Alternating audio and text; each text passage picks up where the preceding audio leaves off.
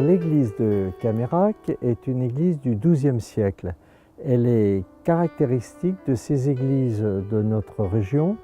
Elles étaient nombreuses dans chaque hameau, dans chaque commune. Elle est simple, avec un chevet, une nef qui a été agrandie légèrement au XVIIe siècle par deux transepts qui lui donnent un plan cruciforme.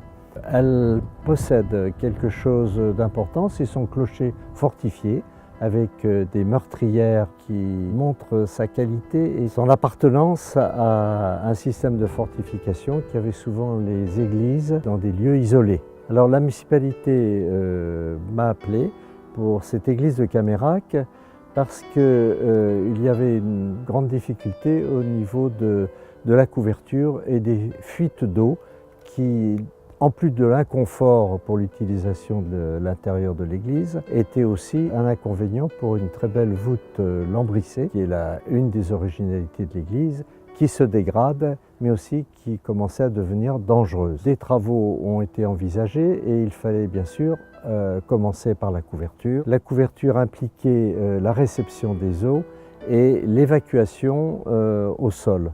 Mais comme cette église est entourée d'un cimetière, il n'était pas question, sinon des travaux compliqués, difficiles et aussi dégradants pour les tombes, de faire des tranchées pour évacuer l'eau.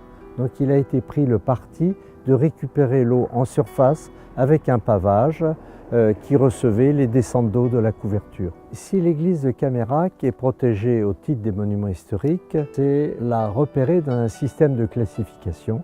Elle n'est pas classée monument historique, elle est inscrite, mais aussi cette protection a la vocation de sensibiliser les propriétaires, et en l'occurrence ici la mairie, à une notion de responsabilité devant ce patrimoine. Et ce qui est beau dans ce chantier, c'est l'enthousiasme de la municipalité par rapport à ces travaux. On s'est trouvé devant des élus qui ont pris le problème en charge et qui ont cherché les moyens techniques, mais aussi financiers. J'ai vu souvent Monsieur le maire lui-même expliquer presque techniquement comment les travaux étaient envisagés et comment ils étaient réalisés.